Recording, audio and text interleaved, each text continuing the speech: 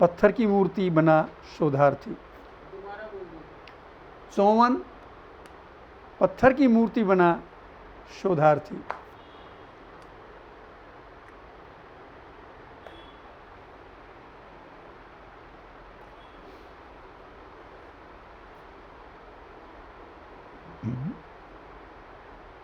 भाई और बहनों, जब कोई सहयोग करता है तो बहुत अच्छा लगता है, लेकिन कभी कभी अति उत्साह में जो सहयोग किया जाता है वो भी कार्य में बाधक हो जाता है। मैं शिरडी गया क्योंकि शिरडी के आसपास भगवान राम के यात्रा स्थल बहुत सारे हैं। वहाँ होटल साई छत्र में भाटिया जी के अतिथि के रूप में मैं वहाँ रुका। अच्छा लगा। रात को वनवासी राम फिल्म का प्रदर्शन हुआ, लोगों ने बहुत आनंद लिया। 1 बजे तक फिल्म चलती रही और फिर 2:30 बजे तक उस पर चर्चा होती रही। अगले दिन मेरी नींद पूरी नहीं हुई, मैं देर से उठा। लेकिन रात को ही मैंने भाटिया जी से कहा, मुझे कोई एक व्यक्ति दे दीजिए जो मोटरसाइकिल पर इन सब स्थलों पर मुझे घुमा सके। भाटिया जी ने कहा, नहीं, हम आपको मोटरसाइकिल नहीं देंगे, आपका कार्य बहुत महत्वपूर्ण है, बहुत ही महत्वपूर्ण है, इसलिए हम आपको जीप देंगे। और ना केवल जीप देंगे, 4-5 युवा आपको देंगे जो आपकी सहायता कर सकें।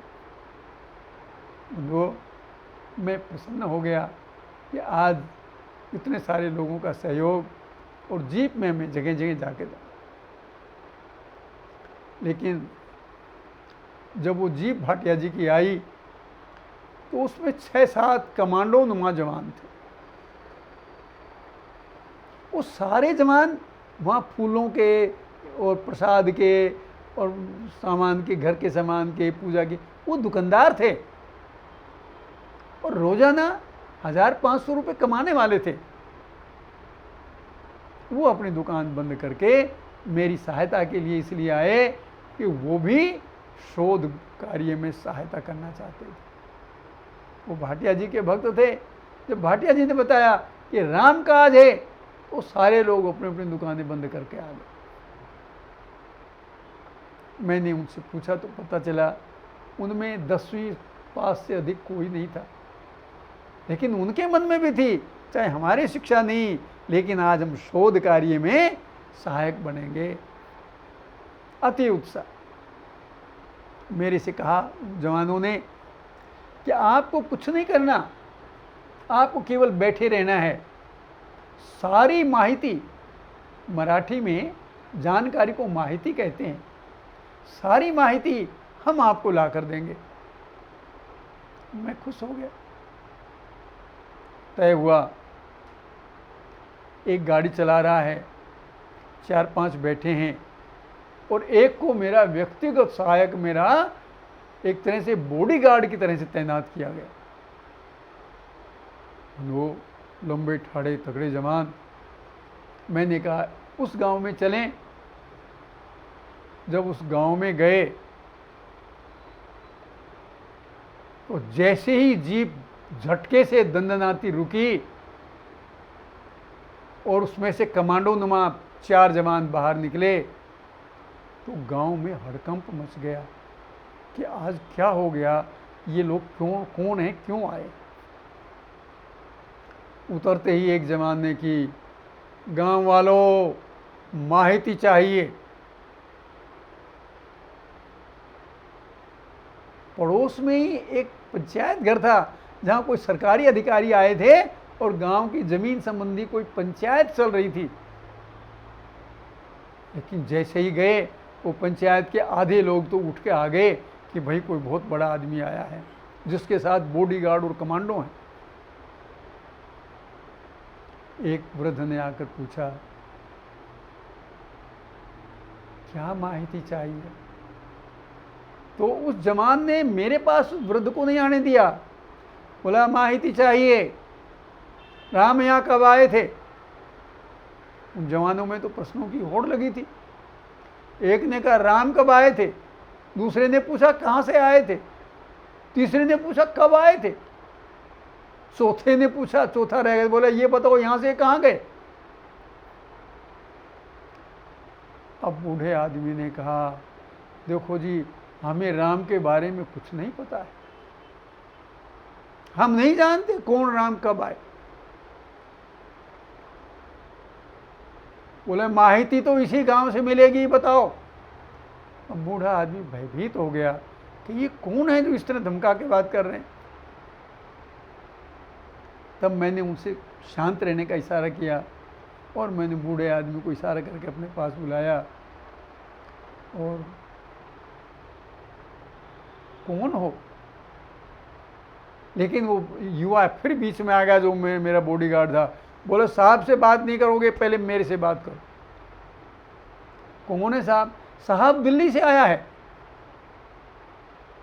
अब भैया दिल्ली के से साहब आया है, इतना बड़ा साहब आया, कमांडो के साथ आया है, तो वो लोग निश्चित रूप से भयभीत थे और वो पंचायत भी उनकी डिस्टर्ब हो गई। तो मैंने फिर प्यार से कहा, भैया तुम चुप रहो, मुझे बात करने दो। मुझे बात करने का अवसर मिला। मैंने कहा बाबा डरने की कोई बात नहीं, हम भगवान राम के बारे में जानकारी लेने आए हैं कि उनका मार्ग क्या था। तो बूढ़े ने आश्चर्य से कहा, आप प्रभु राम की बात कर रहे हैं? मैंने कहा हाँ। तो बूढ़ा सब समझ गया, अनुभवी आदमी था। उसने कहा, बाबूजी राम वनवास में आए हो तो ये बंदरों की फौज क्यों लाए हो? मुझे भी हंसी आ गई। मैंने कहा हाँ फौज तो बंदरों की ही है, लेकिन मैं कुछ नहीं कर सकता। तो वो बोला कि हमें एक पंचायत कर लेने दो, हम थोड़ी देर में आपको सारी माहिती देंगे। वहाँ के एक और वरिष्ठ कोई शायद सरपंच प्रधान कोई होंगे, वो बाहर आए और उन्होंने हमारी बैठने की व्यवस्था एक बैठक में कर दी। बैठक में भी वो जवान जोर जोर से बातें कर रहे थे। उस बैठक की खिड़की खुली और एक बच्चे ने कहा, भाई साहब हम पढ़ रहे हैं, आप जितना ज़ोर से बोलते हो हम डिस्टर्ब हो रहे हैं, इसलिए कृपया धीरे बोलो। मैंने भी उनसे कहा धीरे बोलो भाई, बच्चे पढ़ रहे हैं। वो थोड़ी देर तो मान गए, लेकिन थोड़ी देर के बाद फिर भूल गए कि उनको धीरे बोलना है। क्यों? वो तो उत्साह में थे, वो तो राम काज के लिए आए थे, कैसे चुप रहे? फिर ज़ोर ज़ोर से बोलने लगे। तो उनका ट्यूटर आया, बोला साहब मुझे बच्चे पढ़ाने लेने दीजिए। लेकिन उन्होंने कहा नहीं, बच्चों के पढ़ाई से महत्वपूर्ण राम की माहिती है, तुम वो दो तब पढ़ोगे। मुझे लगता है वो बच्चे बेचारा अपना झोला बस्ता बंद करके वहाँ से चले गए। लेकिन बातें उतनी ज़ोर ज़ोर से होती रही, पंचायत भी डिस्टर्ब होती रही। मुझे लगता है समय से पहले ही वो पंचायत भी उन्होंने समाप्त कर दी। अब तब हमारे पास वो आए। अब उन लोगों ने कहा मेरे से, जो जवान थे उन्होंने जो मेरे साथ थे, कि जी आप नहीं बोलोगे। मैंने कहा मुझे बात कर लेने दो। बोले नहीं, बात आप करो, लेकिन एक शर्त है, ये जो मराठी बोलेंगे उसका अनुवाद हम आपको हिंदी में करके देंगे। मैं समझ गया डोर तो बातचीत की इन्हीं के हाथ में रहनी है, माहिती कुछ मिलनी नहीं। इन्होंने लोगों को बोलने नहीं दिया। शोध में जो जानकारी होती है वो अपनत्व पैदा करके आत्मीयतापूर्ण ढंग से निकलती है, इस तरह धमकाने से नहीं निकलती। बंधुओं मैंने बहुत कोशिश की, लेकिन जब वो वैसे ही मेरे भक्त बने रहे, मुझे बोलने नहीं दे रहे थे, तब मैंने सोचा यहाँ तो मामला बिगड़ गया, अगले गांव में चले। मैंने कहा भैया यहाँ का काम पूरा हो गया। तो बोले माहिती मिल गई। मैंने कहा मिल गई। क्या माहिती मिल गई? ये उनको कुछ नहीं पता, लेकिन बड़े खुश थे कि आज हमने शोध कार्य में माहिती उनके गांव वालों के पेट से निकाल के साहब को दे दी है। क्या माहिती? ये किसी को नहीं पता। अगले गांव में जब जाने लगे तो मैंने जीप में फिर उनसे कहा कि भाई मुझे बात कर लेने दिया करो, आप लोग बीच में कम बोला करो, नहीं तो गांव वाले नहीं बताएंगे। बोले जी बताएंगे कैसे नहीं, बताना तो उनको पड़ेगा। भैया अगले गांव में मैंने बहुत कोशिश की, लेकिन उन्होंने मुझे बोलने नहीं दिया। मेरी हालत उस पत्थर की मूर्ति जैसी थी, जैसे किसी विग्रह का कोई उत्पाती पुजारी हो और वो विग्रह को भी कुछ नहीं करने देता, केवल स्वयं सारे काम कर लेता है और फिर गर्व करता है कि मैंने सारा काम किया। बंधु 2-3 गांवों में गए, कुछ हाथ नहीं लगे, लेकिन वो खुश थे कि हमने बड़ा काम किया है। हम मैट्रिक फेल होकर भी शोध का काम कर रहे हैं, पीएचडी का। घूमते घुमाते रात को होटल में आ गए। भाटिया जी ने पूछा इन्होंने कैसा काम किया, मैंने कहा बहुत अच्छा किया।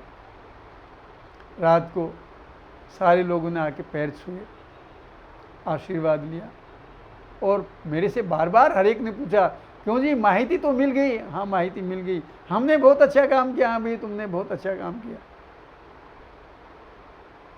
और बंधुओं वो आशीर्वाद लेकर चले गए और उन्होंने मेरे 2 दिन ऐसे खराब कर दिए। लेकिन वो खराब नहीं, उनकी दृष्टि में तो बहुत सार्थक यात्रा हुई। तो कभी कभी ऐसा भी होता है कि जब सहयोगी अति उत्साही हों तो काम होने की बजाय काम बिगड़ भी जाता है।